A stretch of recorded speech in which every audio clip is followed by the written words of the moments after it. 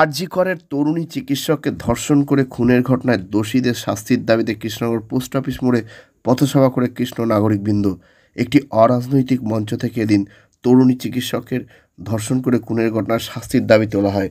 এই পথসভাতে উপস্থিত ছিলেন টিচার, চিকিৎসক সহ বিভিন্ন স্তরের মানুষ। এ নিয়ে আজ কালাগামের বিশেষ প্রতিবেদন। তরুণী চিকিৎসক খুনের শাস্তির দাবি উঠল কৃষ্ণনগরে।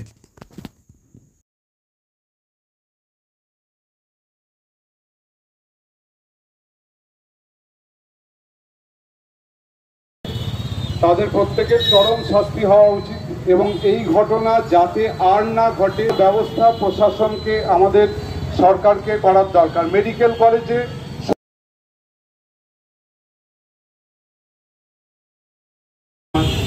প্রত্যেকটা মেয়ের সম্মান রক্ষায় আমরা কিন্তু ভূমিকা করব।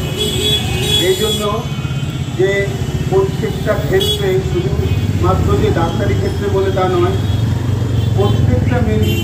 প্রত্যেকটা মেয়েকে তাদের ওয়ার্ক প্লেসে সুনিশ্চিত সুরক্ষা দেওয়া দরকার আছে এবং সেটার জন্য কিন্তু একটা বড় আকারের পরিকল্পনা দরকার।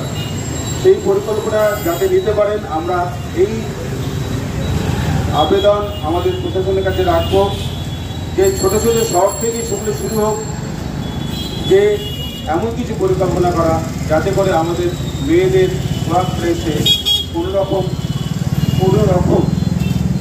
বিপদ না হয়। সেই জন্য আরও ছোট থেকে আমরা চাইব যে এমন কিছু পরিকল্পনা করতে হবে, যে পরিকল্পনার মাধ্যমে আমরা আমাদের মেয়েদের সুরক্ষা দিতে পারব। তারা সুরক্ষিত থাকবে, তারা নিজেরা সুরক্ষিত থাকবে, তারাও আবার অন্যদের সুরক্ষা দিতে পারবে। আমি শুনেছিলাম যে পুজোর সময় কিছু মহিলা বাহিনীকে বন্ধ করে আর সেরকম কিছু আমাদের শহরকেও তৈরি করতে হবে, যে আমাদের শহর থেকে আমরা যদি এরকম কোনো, আমি একজন শিক্ষিকা হিসেবে আমার ছাত্রীরা যারা অনেকে ডাক্তার এবং ভবিষ্যতে ডাক্তার হবে বলে যারা অক্লান্ত পরিশ্রম করে পড়াশোনা করছে, তাদের স্বপ্ন আছে, তারা আমাকে এসে জানায় যে তারা কিভাবে প্রিপারেশন নিচ্ছে, তাদের যাতে সুষ্ঠু সুন্দর একটা জীবন হয় সেইটা আমার চাওয়া। তো সেই ডাক্তার হওয়ার পথে এইরকম একটা ঘটনা, যেটা সারা পৃথিবীব্যাপী আমরা দেখছি যে মেয়েদের অবস্থান, মেয়েদের চাকরিতে স্থিত হওয়া, তাদের উন্নতির পথে এইরকমভাবে বেশ কিছু নিষ্ঠুর মর্মান্তিক ঘটনা মেয়েদের এগেনস্টে ঘটে যায়। তো তার সমাধান বোধহয় শিক্ষা।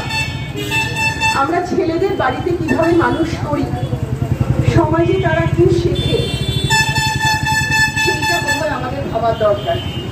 একটু আগে ডাক্তারবাবু বললেন যে এই শহরকে আমরা এমন একটা জায়গায় নিয়ে যেতে চাই, ইফটিজিং মুক্ত একটা শহর। আমি এই কথাটার ইকো করে রিপিট করে বলতে চাই যে আমাদের স্কুলের যারা ছাত্রী, তারা স্কুলে যখন ঢোকে এবং বেরোয়, তাদের সাথে আমাদের কাউন্সেলিং সেশন হয়, আমরা আলোচনা করি এবং সেখানে মেয়েদের মুখে অনেক সমস্যার কথা জানতে পারি, যেটা স্কুলের গেটে ঢোকার সময় তারা ফেস করে। সেই জন্য আমরা প্রশাসনকে জানিয়েছি এবং প্রশাসনকে স্কুলের পক্ষ থেকে, আমার পক্ষ থেকে অত্যন্ত ভিতর থেকে আমি ধন্যবাদ জানাই যে তারা সেখানে পুলিশ পোস্টিং, পুলিশ গার্ড সমস্ত কিছু দেয় এবং মেয়েদেরকে ক্যারাটে শেখানোর জন্য ব্যবস্থা করেছে। আমাদের স্কুলে সেগুলো হয়।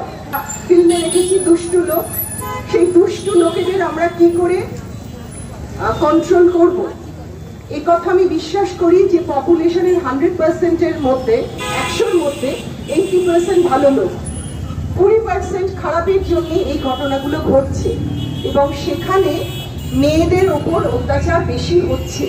তো আমি একজন মহিলা হিসাবে আমার ছাত্রীদের শিক্ষিকা এবং মায়ের মতো আমি তাদের পক্ষ থেকে, আমার প্রচুর ছাত্রী ডাক্তার, তাদের সাথে আমাদের নিয়মিত যোগাযোগ থাকে। তারা বলশালী হও, তোমরা সাহস রাখো, ফেস করাই আমরা স্কুলে, ওরা নো ইয়েস এগুলো জোরে জোরে বলতে শেখে।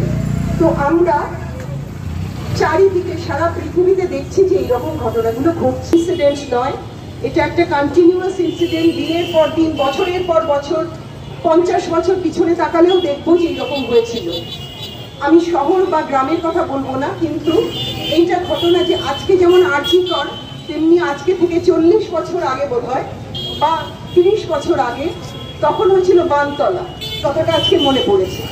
সুতরাং এইরকম আমি একদম অ্যাপলিটিক্যালি আমার এই বক্তব্যটা জানাতে চাই যে আমরা মেয়েরা তারা সম্পূর্ণভাবে অ্যাপলিটিক্যালি আমাদের ইউনাইটেড হওয়ার দরকার, যে এইরকম নৃশংস ঘটনার বিরুদ্ধে যেন সমস্ত মেয়েরা জেগে উঠে তাদের প্রতিবাদ জানাতে পারে। এটা আজ এই সমাজে দাঁড়িয়ে আমাদের প্রত্যেকের একটা খারাপ লাগার জায়গা, আমাদের প্রত্যেকের লজ্জার জায়গা।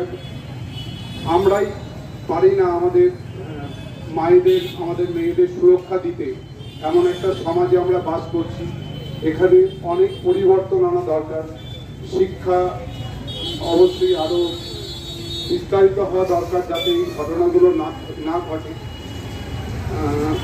আমরা ডাক্তাররা কাজ করার সময় আমি আজও সেফ পরিবেশে কাজ করতে পারিনি।